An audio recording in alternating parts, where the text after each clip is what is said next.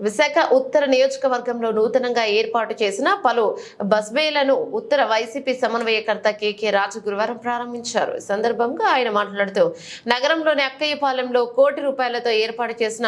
ఈ బస్సేలను ప్రయాణికులంతా సద్వినియోగం చేసుకోవాలన్నారు. ప్రయాణికులకు అన్ని రకాల వసతులు కల్పించాలనే ఉద్దేశంతో విశాఖ నగరంలో 22 ప్రాంతాల్లో ఈ బస్ బేలను ఏర్పాటు చేశామన్నారు. ఈ కార్యక్రమంలో 14 వార్డు కార్పొరేటర్ అనిల్ కుమార్, రాజు, జీవీఎంసీ అధికారులు తదితరులు పాల్గొన్నారు.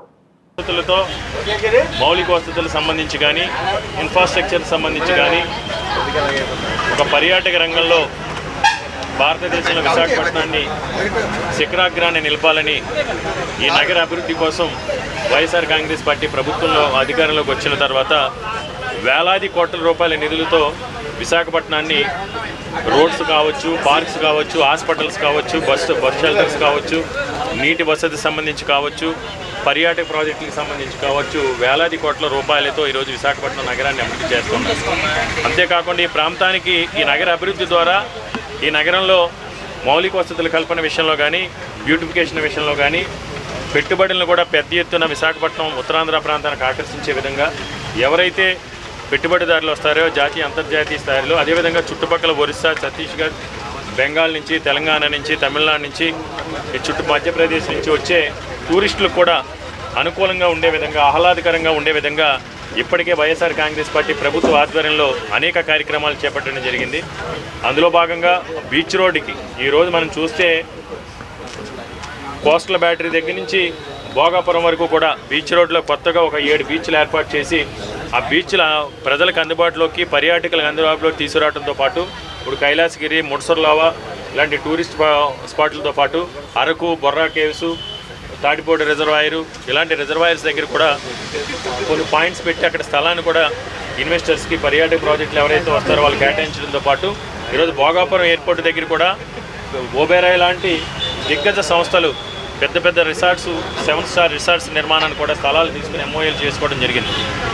అదేవిధంగా ఈ నగరానికి వచ్చేవారు అందరూ కూడా సౌకర్యవంతంగా ఉండాలని రోడ్ బ్యూటిఫికేషన్లో భాగంగా ఈరోజు బస్ షెల్టర్స్ని చాలా అద్భుతంగా ఆహ్లాదకరంగా ఉండే విధంగా బస్ షెల్టర్స్ని ఏర్పాటు చేయడంతో పాటు ప్రయాణికులకి విశాఖపట్నం నగరంలో సిటీ బస్సుల్లో ప్రయాణం చేసే ప్రయాణికులందరికీ కూడా సౌకర్యవంతంగా ఉండే విధంగా, అదేవిధంగా వీళ్ళు కన్వీనియంట్గా ఉండే విధంగా బస్ షెల్టర్ ఆధునీకరించడంతో పాటు టాయిలెట్స్ను కూడా ఏర్పాటు చేయడం జరిగింది. ఏది ఏమైనా ఈరోజు విశాఖపట్నంలో ప్రతి ఒక్కరు కూడా 4.5 సంవత్సరాల క్రితం విశాఖపట్నం, ఈరోజు విశాఖపట్నం చూసుకుంటే కళ్ళెదురుగా 4.5 సంవత్సరాల కాలంలోనే సర్వాంగ సుందరంగా అధునాక వసతులతో విశాఖపట్నం కల్పించడం జరిగింది. కాబట్టి ఈ సందర్భంగా ఈరోజు అందులో భాగంగా 14వ వార్డు, అదేవిధంగా 44వ వార్డులో 2 బస్ షెల్టర్స్,